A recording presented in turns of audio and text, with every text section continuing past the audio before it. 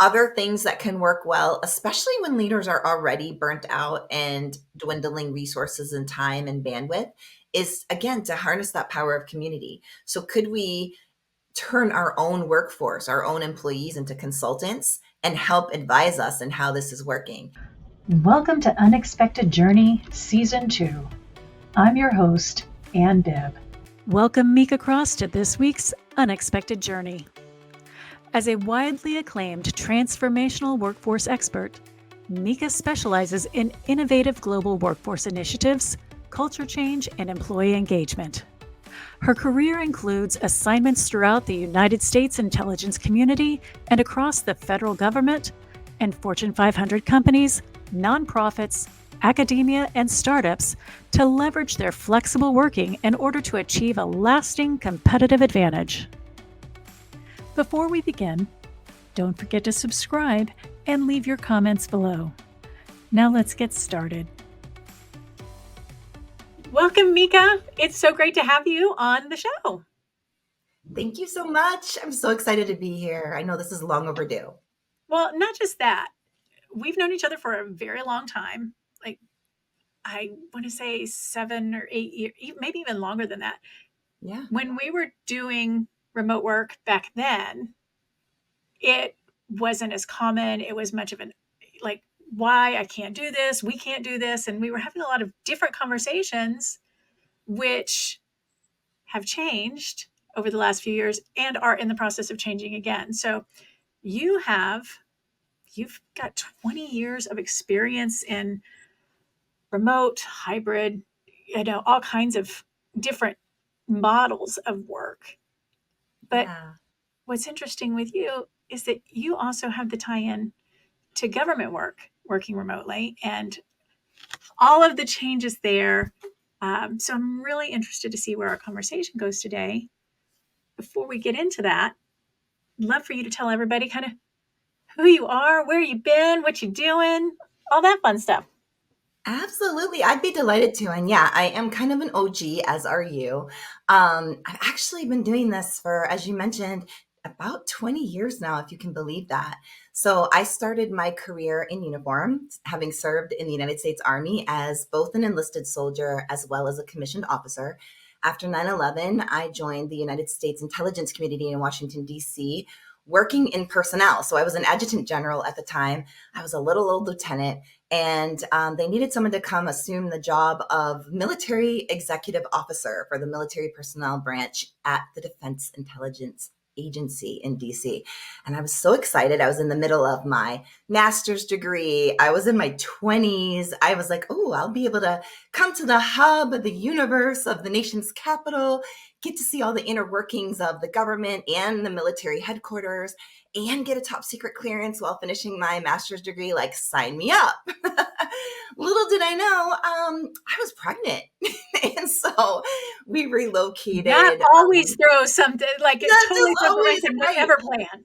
I didn't really quite know that when I said yes to the assignment, but lo and behold. So I'm arriving on duty a couple months pregnant, finishing my master's degree, totally the most junior of all officers, having to corral many more senior level leaders in my organization, learn the culture, learn the organization, and prepare for one of the largest transitions of my life, which was becoming a mother. Um, all while holding it down and trying to keep it coherent. So that was fun.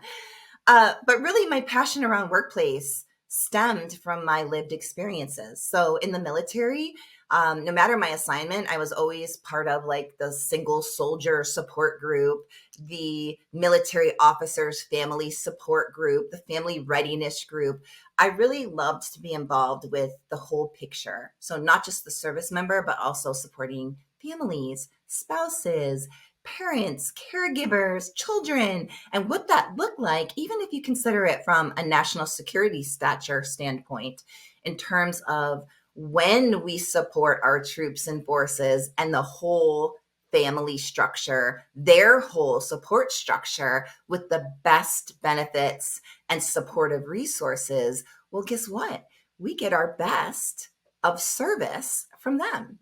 And so I really saw that connection early on, and I brought it throughout my career, even though after I pinned on the great rank of captain, '03, and finished my master's degree and, raised my daughter for about a year, I did make the really hard decision to resign my commission, but continue to serve Uncle Sam in the US federal government out of uniform.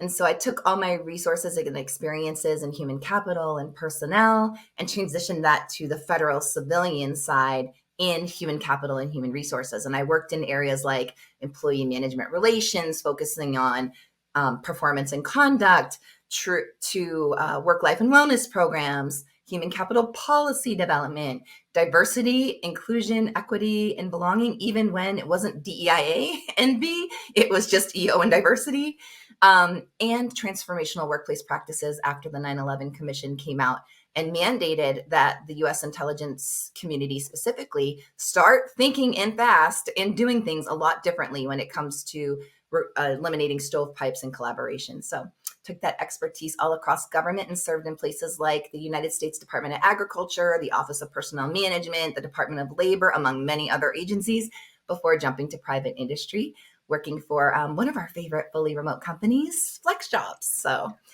yeah, that's Which kind is of where my we met. story. Which is where we met. Exactly. Yeah.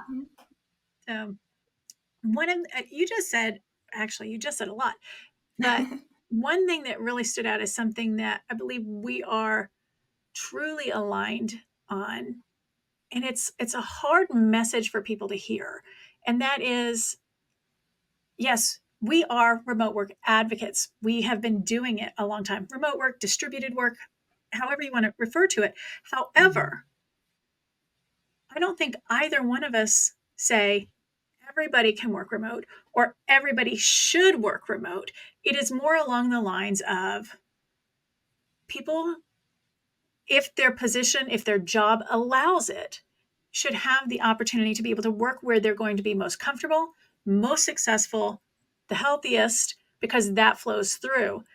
And that is a message that has not been well received in certain areas, but I still stand by that. And you, being a thought leader in this transformational workplace practice area, are also out there kind of saying the same thing. So I'm curious how it's been received from you.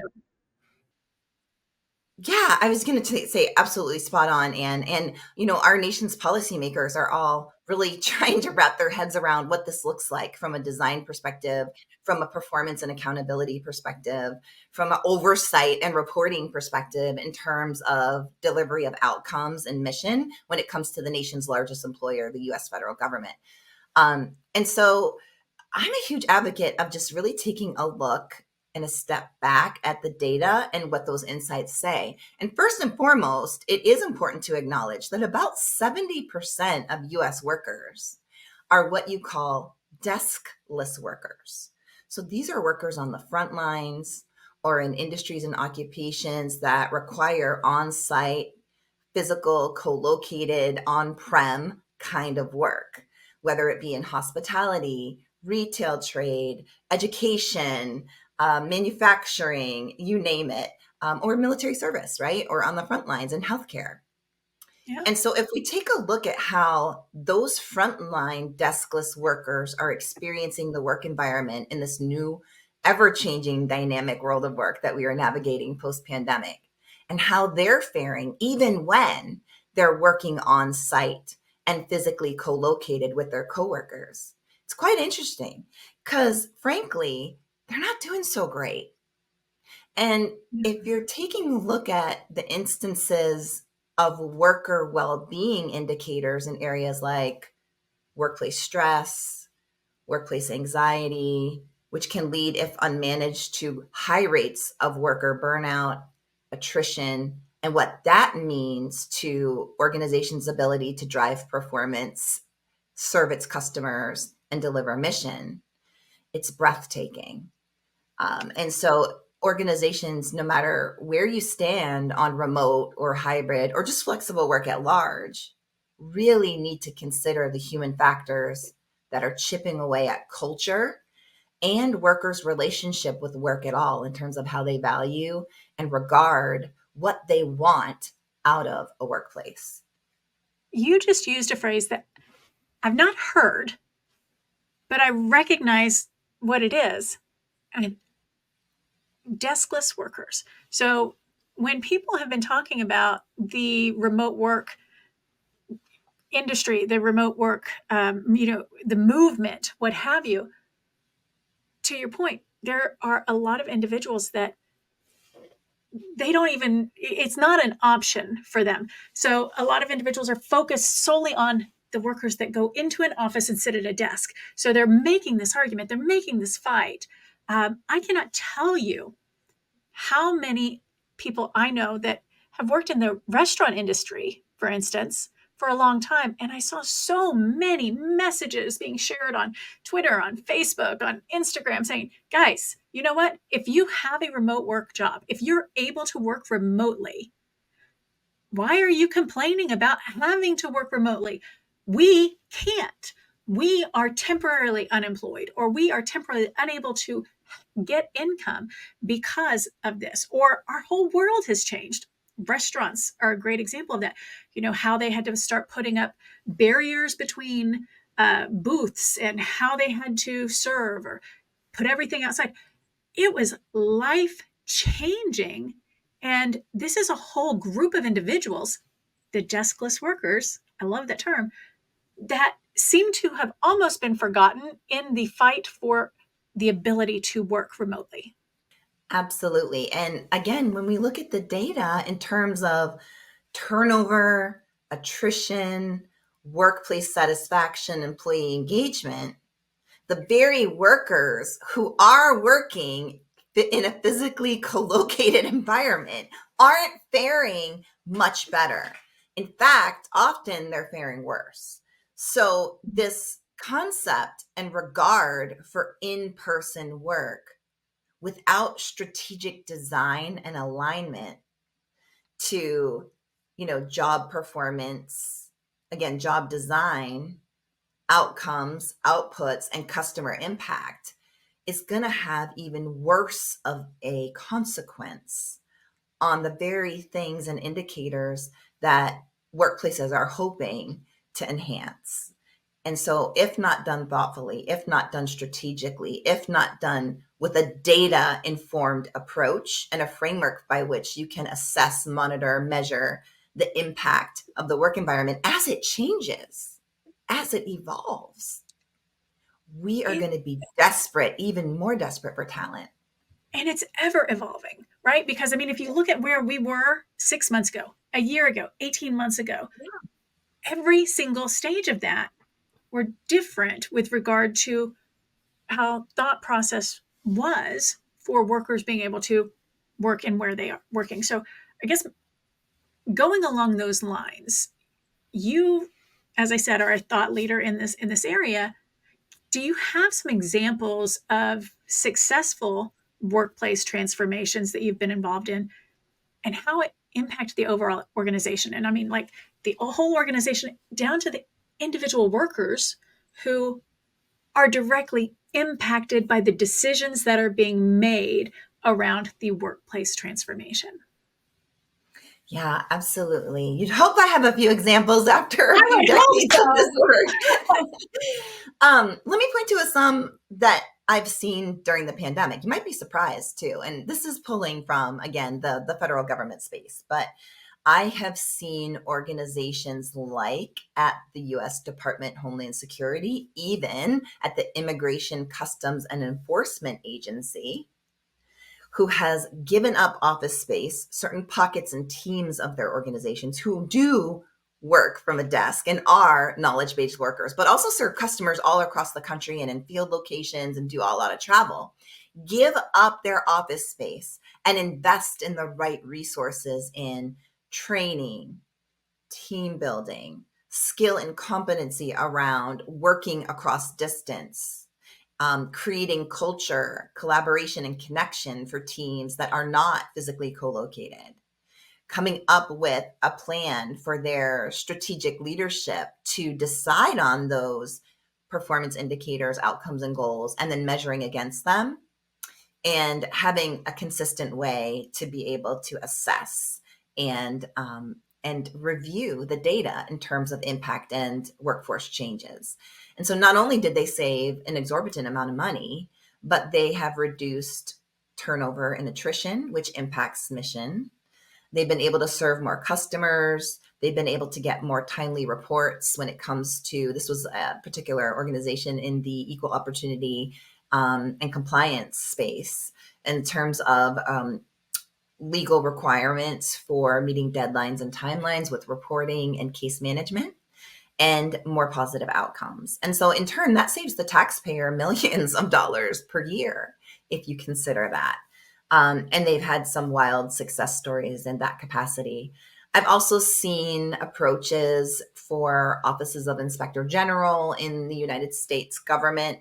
Those are smaller organizations that perform oversight and compliance work. They do a lot of case management, a lot of travel, but offer choice in being able to decide if particular people and individuals, based on their positions, even want to go remote. And if they did, they set up the infrastructure for making strategic decisions and aligning that with the data insights and cost savings as well, which in turn resulted in not a one size fits all approach, keeping in mind that their workforce is also multi-generational and that not everybody has the same preferences and work styles, that not everyone has the same proficiency with collaborative tools and technology.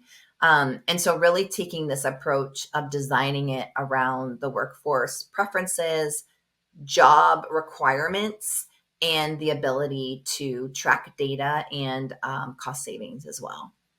So those things have worked really well. Now let's take it back a notch. When in 2010, the Telework Enhancement Act was enacted across the federal government. That's when I joined the United States Department of Agriculture and was leading the work, life, and wellness programs, including what we called telework at the time, for the Secretary's vision of a cultural transformation. So work, life, and wellness programs and policies were actually a component of this vision of cultural transformation. By the way, for a workforce that was over 105,000 workers at all levels, 3,000 different facilities across the globe, and in 16 different agencies and mission areas that operated as part of this executive department. By the way, ingrained in 150 years of doing business like we always did.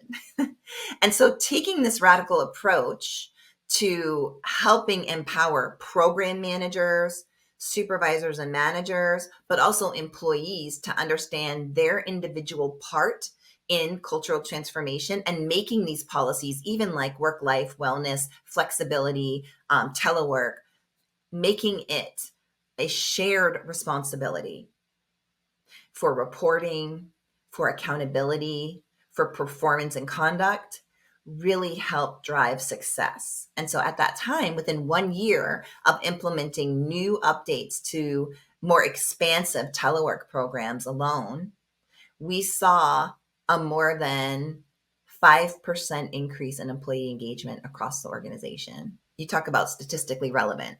So what did that? When Yeah. you say this is, I just want to take a moment here because Yeah. you just said a 5% increase across the organization being the federal government. The U.S. Department of Agriculture in the Okay, federal. so but regardless, still the U.S. Yeah. They're part of the government. A 5% increase across the workers in that area of the federal government. My gosh, Yeah. that is, I mean, when people have a perception of what it's like to work for a government office Mhm. and how hard it is and how stressed you get and all of these things. How in the world was that accomplished across that organization? Well, it wasn't done alone. So if anyone claims that they did it themselves, which I did not, um, they're wrong. And that's a flawed approach. And so the approach we took was from the top all the way down. You asked about individuals and the impacts there, but also we had a leadership team starting with the Secretary of Agriculture who was dedicated and meant business when it came to this idea of cultural transformation. So even things like telework eligibility and telework reporting, they were measured they were reported and they were monitored on a monthly basis. When I tell you, the Secretary of Agriculture, Secretary Vilsack at the time, who's now Secretary again, by the way, but he would sit down with the agency leads and the sub-cabinet committee and review the data from those reports every single month. And let's just face it, what gets measured gets done, because people started believing that, hey, I'm really accountable for this and I'm on the line. Then we went down from a change management approach. We designed and delivered training for supervisors and managers, leaders of people, in how to lead telework, flexible, friendly, distributed teams, regardless of location, tactically, from performance to conduct to engagement to designing meetings well to designing opportunities for connection and relationship building, and also for accountability purposes and reporting purposes. What's your responsibility? We also extended that training to program managers. So I mentioned that at that organization, we had Really? 105,000 employees there at the time. And so 16 different HR departments, that had their own policies and procedures and practices, but had to fall in line with the departments. They did not report to me, but what we did was create a monthly program where we were investing time to teach program managers how to manage their programs, help them navigate the reporting requirements, answer questions about policies that they didn't understand, help them with marketing materials, and cross-level best and promising practices from their vantage points. Because what worked in the food and nutrition service might not work in the animal plant health inspection service. But we were able to create community by which we were leveraging best and promising practices and also failures, like what's not working well. And so if a program was struggling to collect data, to report it on time, to help their employees understand how to code their time, we were able, with those touch points, not just through training, but through relationships and really coaching, to create that infrastructure. And then let's talk about the individuals, right? So not only did we invest the time and infrastructure to do that properly, again, 14 years ago, but we also were able to win a lot of awards and recognition on the outside. So this federal agency, to your point, the US government, where it was able to really put marketing backbone. So the investment in helping the organization learn and grow together from all levels, whether that be at the HR director level, the program manager and leader level, the supervisor and manager level, or the individual contributor level, was a part of this cultural transformation. And then there was a marketing arm. So USDA was being Wait, recognized. marketing, can we just clarify for everybody? When you say marketing arm, Yeah. marketing what to whom? Yeah, well, that's a great point of clarity, because we did not have resources or money to invest in like a PR firm or marketing firm or anything like that. It was word of mouth. And so this grassroots level word of mouth from the workforce, as well as the media paying attention to engagement scores rising, investments in nursing mothers' rooms, working at worker well-being programs, telework, among other workplace flexibilities. Because keep in mind, the U.S. Department of Agriculture also includes organizations like the U.S. Forest Service. So if you think that, firefighters can telework often, that's probably not the case. Or the Food Park and Nutrition rangers Service. who were Yeah. incredibly overloaded with visitors during the pandemic because everybody was trying to go outside or getting a Yeah. bus or RV and traveling to work. And so the forest rangers and everybody in the park services, Forest that makes so Service. much Forest sense. Service. So for Forest Service. different aspect, but close. Forest Service, who services the U.S. Forest, national forests. And so they also are the ones that take the lead on wildfire fighting. And so, yeah. Which So, cannot be done remotely as much as which we would cannot love be to make done that remotely. happen. Exactly. And so also consider we have the Foreign Agricultural Service, who are in different countries serving and supporting there. We have the Food and Nutrition Service, who are on the front lines in farms and agriculture all across the country in plants and food plants, inspecting the safety of our food that you and I eat every day, or the airports, making sure that things are not being smuggled and brought into this country, whether they be, foreign animals or plants or things that could potentially be invasive to our infrastructure. Those positions can never be done fully remotely. But guess what they can have? They could have a degree of flexibility. They could Oh, have I love that. Mhm. They could have different work schedules. They could have support to employee well-being and wellness programs. They could have access to employee assistance programs, which helps them from a concierge perspective deal with family emergencies, trauma, grief, things that come up, or even help, in my case, when my kids were little, help me find daycare during the summer when the kids were out of school. So those kinds of programs, when integrated well and when promoted well, and when taught to all levels of the organization in terms of, if you're a supervisor or a manager, here's what you can lean on and leverage, versus if you're an independent contributor, this is what's available.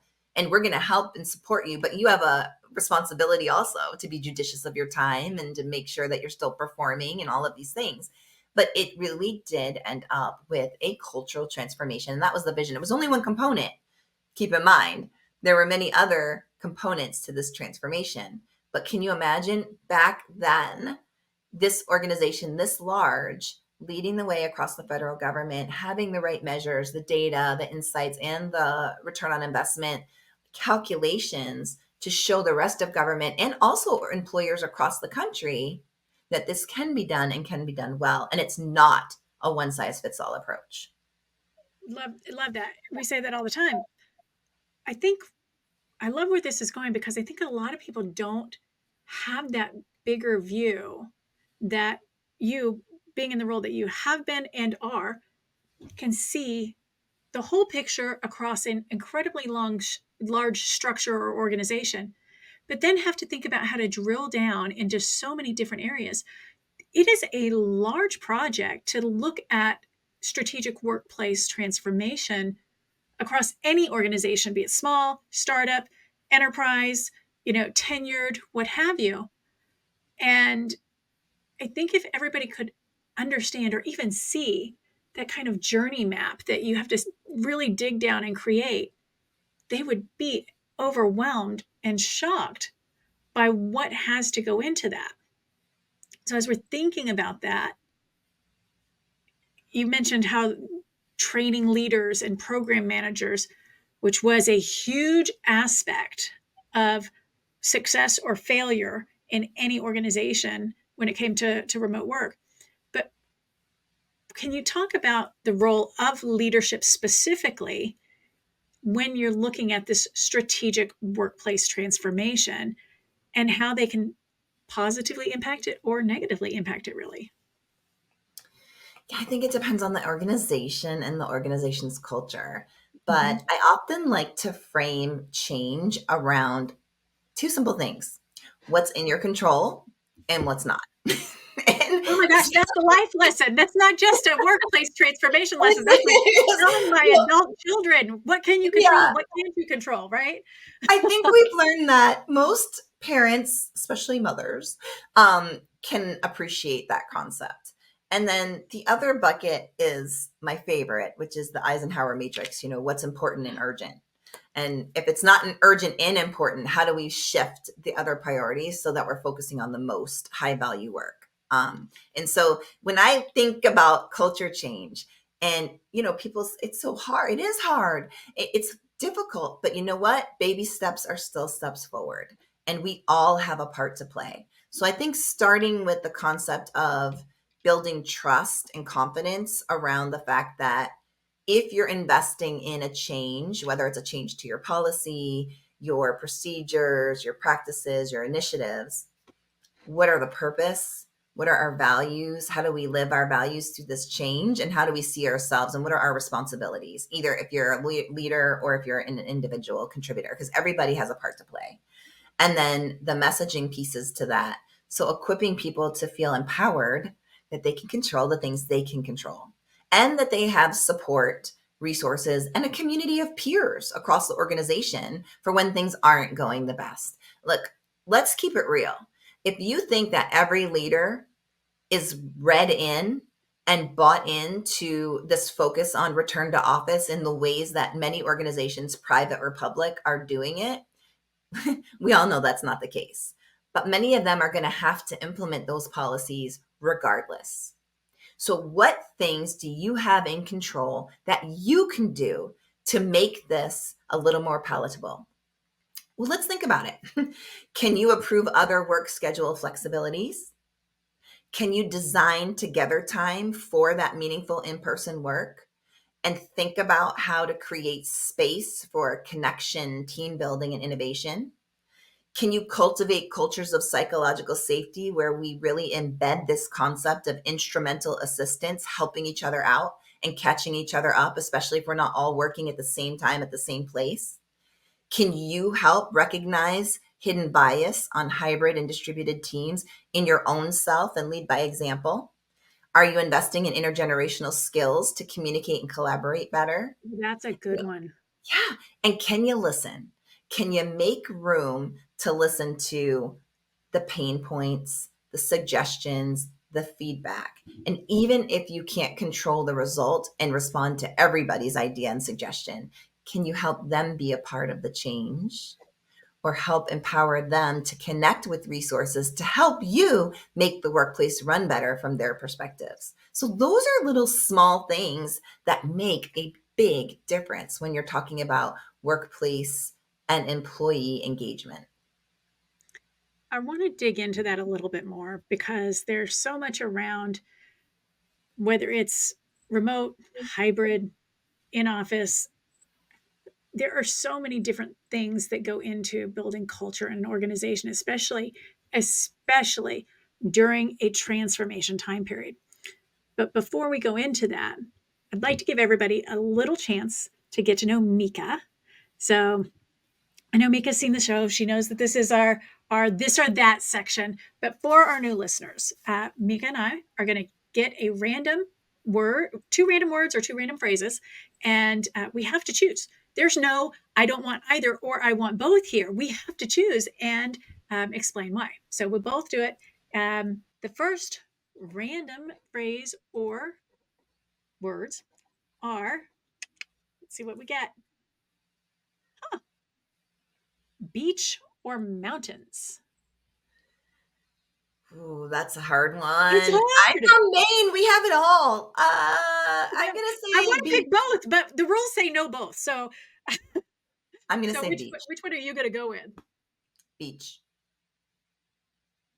I think I'll go with beach as well.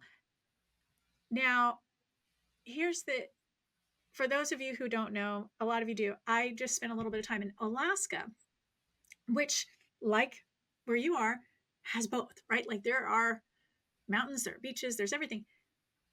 But the most relaxing part of that journey was going to a beach, building a fire, and just sitting there for hours. And there's something about being on a beach, hearing the water that almost reduces your blood pressure by, 5 to 10 points immediately. And I think that's what it is about a beach versus a mountain, which has its own great characteristics. But that's why I picked beach. What about you? Well, there's science behind that, my friend. I actually just read an article about the fact that if you spend even just 5 minutes near water, that it can reduce stress and anxiety during your day.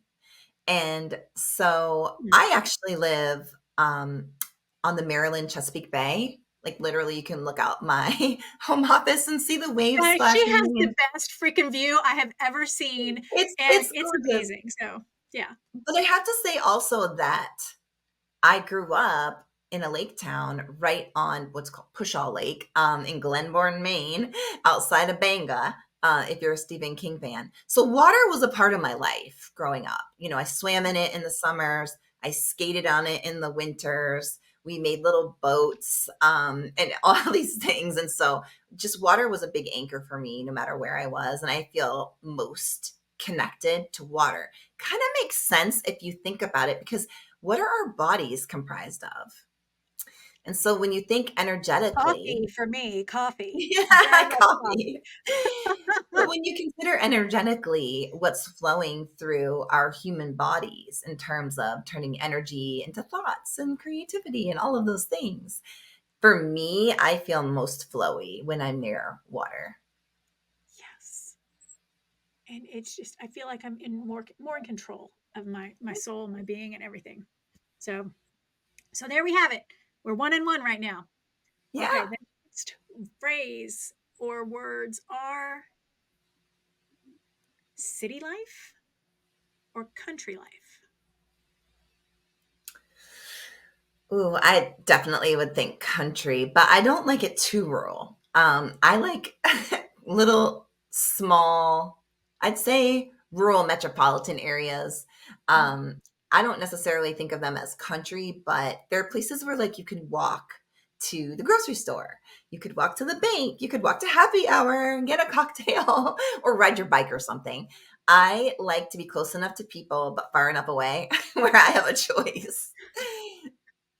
Like for the days that I just don't like people, I want to be able to still do things, but Yeah. I do want to be participating with humans if I'm in an okay mood and they are on my good side. So um, this one's hard for me. My initial gut reaction was neither. Like the previous one was both. This one, my initial reaction was neither because I I'm not really the city life is too busy and it's too I loved it when I was younger, but now it's like, oh, calm down already, Mhm. Need to just kind of maintain some order and some semblance. But there are times that I love visiting a city. Country life, it's almost complete opposite in my mind when I'm thinking about it. Um, I like this. I think similar like cities that have like a small downtown city area where you can walk, you can go have coffee, you can do these things, you can visit, but you have to live far enough out that you're not engaged by that. Would that, I think that would maybe qualify as country. I I think I'm think leaning so. more towards that. Yeah.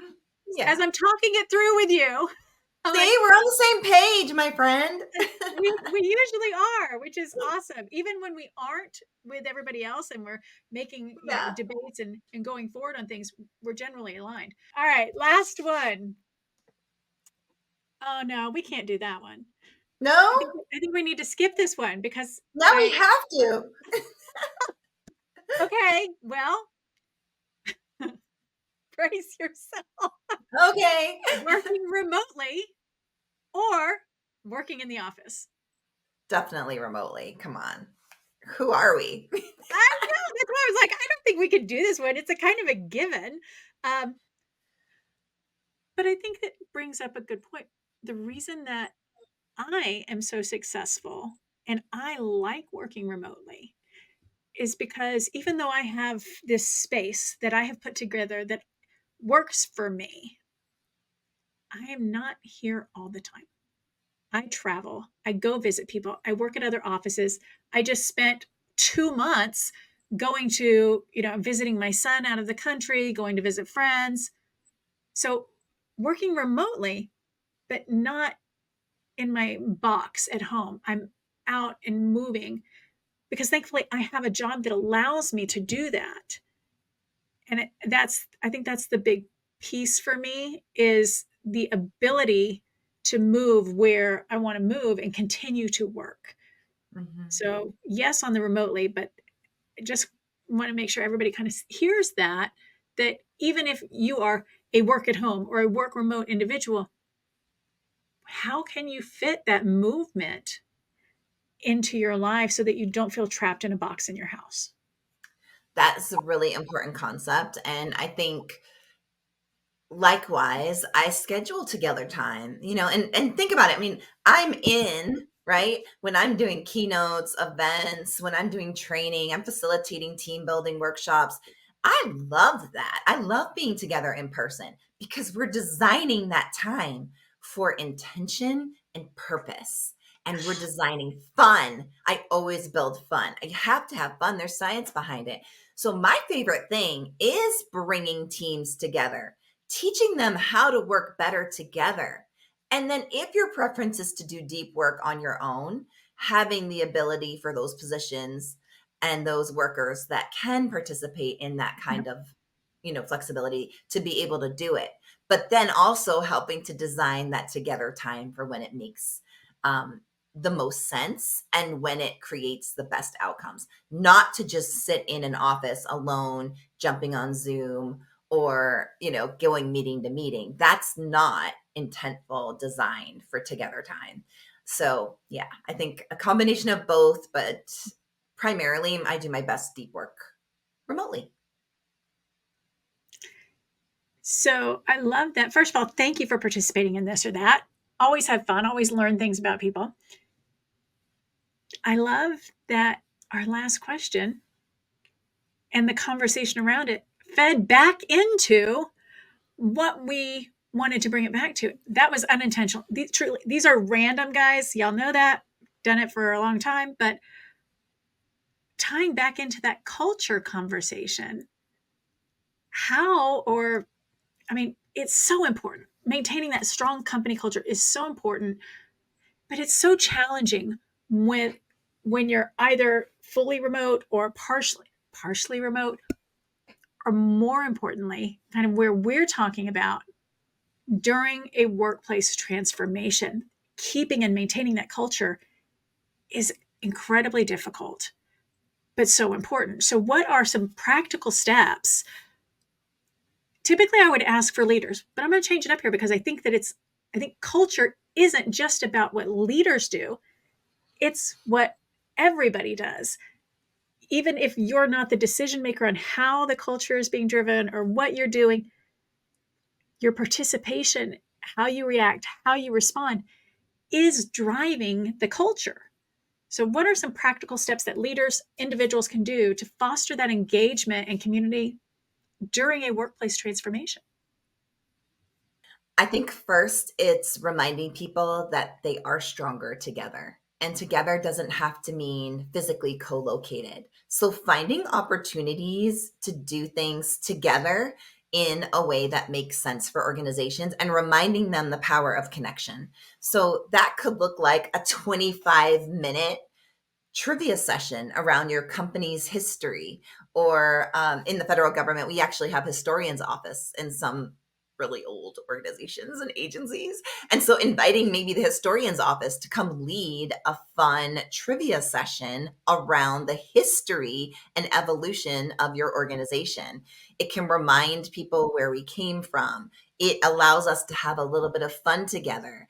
It brings back some of those archetypes and reasons why our agency or organization exists, or what your service delivery option is, and why we got here. And again, it inspires a little bit of fun, which always helps enhance camaraderie and team building across teams. Other things that can work well, especially when leaders are already burnt out and dwindling resources and time and bandwidth, is again to harness that power of community. So could we turn our own workforce, our own employees into consultants and help advise us in how this is working? That could look like a culture council with volunteers. I mean, chances are you can look across your team and know those people who are extroverted and love to connect, like to come up with ideas, want to inspire engagement and have suggestions. Give them the opportunity to lead some projects and ideas to bring people together and rally around this concept of change and transformation. When you strengthen connection across your teams, you get richer dialogue. You create a space for greater innovation and collaboration. You're building that culture of psychological safety where people feel safe and connected to be able to ask the hard questions, poke holes in things, and also identify areas of weakness or failure and learn from them. So any chance you get to start with the basics of connecting people, might be a monthly mentoring session. We did that with the US Census Bureau during the pandemic, is creating this mentoring Mondays. It was one Monday a month. The topics came from the workforce and what they wanted to talk about. Career pathing. How do you get promoted? Can we hear from our executives? Can we come up with a book club? Whatever it might be. And have it focused on that. as a group and as a community, and then bring more dialogue and input and conversation around the next one to help shape what we talk about next. It was a light lift for leaders, and it helped open the doors to more conversations so that, as they are transitioning to this return to office strategy, it sets up the right infrastructure and relationships for being able to voice concerns, ask hard questions, and sometimes relay the information that people might not like or want to respond to, but they trust that you're going to give them full transparency around why decisions are being made and what we need to do to implement it, and know that the doors are open for listening. So I think that multi-prong approach, also if you consider, again, the intergenerational workforce, in the sense that we have 4 to 5 generations working together at any one time. Many organizations welcomed their new early careerist Gen Z during a time where we were primarily fully remote for you knowledge workers. And so they may not have had the benefit of establishing those strong relationships in person before transitioning to remote. They were hired like that. So how we think about integrating people from a cultural perspective, from a mentoring perspective. And I don't just mean senior to junior, but peer to peer as well. Reverse mentoring. Those are all wonderful opportunities to leverage the skills that you have on your team rather than by tenure or seniority. And so those are just some examples and suggestions, I think that work really well when you're implementing a change strategy across an organization. I love the culture council. I was just talking to someone the other day who is in the process of, or in the early stages of what they're calling a culture club. Mm-hmm. Same thing, different name. When one of the biggest hurdles that they were having is that they were so like, I really want the culture club. Let's get going. We want activities. What are y'all doing? And not putting your own ideas as a leader in there to drive the conversation, but trying to pull things out of the individuals who are knee deep in the actual day-to-day work life. So first of all, would love to hear your thoughts on that, because a lot of leaders would just say, y'all aren't doing it fast enough. Here, let me give you some ideas. Book club, da-da-da, da-da-da, da-da. Well, that may not interest them, and they might not be able to kind of get to that point of thinking of suggestions yet. So your thoughts on that. And then 2, follow up. When a culture council, culture club is put in place, what types of initiatives or activities do we see that or do you see that have been most prevalent from these types of teams? Yeah. Oh, these are such good questions. Some of them are loaded. But let's jump in. What we do. Let's jump in. Okay. First and foremost, it's my strong recommendation never to haphazardly put together something where, we're throwing spaghetti at the wall and hoping that it sticks. Again, I like to lean on data. So as much as you have insights, whether it be from HR analytics, whether it be on complaint cases from equal opportunity and diversity, like, are you having large volumes of hostile work environment complaints? Are there age discrimination complaints? Is it sexual harassment? Whatever it may be, take a look at where your time and resources and money is going in terms of mitigating some of these workplace conflicts. Again, maybe shift and look at if you have exit surveys, what are the reasons why people are citing that they are leaving? And then, of course, if you have annual, quarterly, monthly employee engagement pulse polls, take a look at that data and the trends. You could even invite those who want to be a part of the Culture Council to dig into those data insights that are publicly available to come up with a strategy that is aligned to the data insights of what is going on with the workforce. The next piece is to take a look strategically at all the goals and objectives that are going on that are often stovepiped. So sometimes you might have employee engagement under HR. Of course, you have diversity, inclusion, equity, and belonging under EO and diversity. So like you have, diversity hiring and career pathing in one place, and employee engagement and employee wellness in one place. And, they're all over the place. What if you came up with a strategic mapping to the goals and objectives and all of the ongoing priorities that at the senior most leadership levels are being focused on in terms of resources and time? And then you created a idea map around what you would like the culture council to accomplish, what the workforce wants the culture council to accomplish. Maybe invite managers and supervisors to weigh in. If they had their druthers and the culture council were to focus on X, Y, or Z, what pain points could this council help solve from the lowest level of supervisors to the highest level of leadership? Then you start coming up with a strategic roadmap that makes sense and value out of their time and resources, ideas, and initiatives.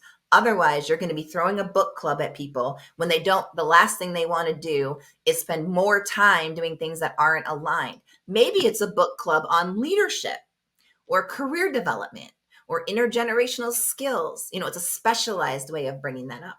And guess what, folks? If something works now, it might not be the same thing that resonates in 2, 3, 6, 12, 18 months for the workforce. So you do have to continuously iterate and create these channels of open communication so that you can listen and respond to the feedback, and that you're not wasting time and resources in places that aren't meaningful for your workforce. Mika, 2 more questions. 1, why would somebody reach out to Mika? And 2, how would they reach out to Mika? Great questions. I think the why, I do have a broad perspective and background. And while I have specialized expertise in human capital and HR, again, traditional disciplines around performance and conduct and training and professional development, what I really bring to the table is a quick understanding of being able to get to the root cause of culture issues and workforce issues and come to solutions. Also, because of that broad experience, am able to connect organizations, policymakers, change makers, and leaders with the right sets of tools and ideas from organizations that have done things really exceptionally well. So I think that's the biggest reason, of course, with a dose of fun and a relatable human approach to design of whether it be training, professional development, keynotes, events, workshops, and workplace policy support. And how, right now, people can keep up to date with me on LinkedIn. I'm pretty active on LinkedIn, so feel free to always reach out there. I also have a little website, which is in need of a refresh and will be refreshed this year. That is mikacross.com, M-I-K-A cross.com. And of course, you can reach out in any other capacity that you like through social media handles as well. Thank you for asking that, Anne. Absolutely. And as Mika was talking, we flashed all of those things on the screen, all of the links, all of the items that are different ways that you could reach out to her. Mika, thank you so much for joining us. Thank you for helping me today to overcome our tech issues and for sharing some incredibly valuable information to our audience. Thank you for having me, Anne. It's always an unexpected journey with you, my friend. That is why we have the name. It has absolutely been an unexpected journey for myself and all of my peers. Thank you, everybody, for joining us, and we will see you again next time. As we wrap up the episode, we would like to take this time to thank you for joining us this week on Unexpected Journey. Our guest information will be linked in the episode description, along with a link to our host website, Bibb.com, and our sponsors' websites, remoteevolution.com, ethossupport.com, and yourcohort.co. Please don't forget to like, subscribe, and share on your favorite podcast app and on our YouTube channel so that you never miss an episode and we can continue to bring them to you. Let us know your thoughts on what we discussed in the comment section. And once again, thanks for joining us. We hope to see you again next time on Unexpected Journey.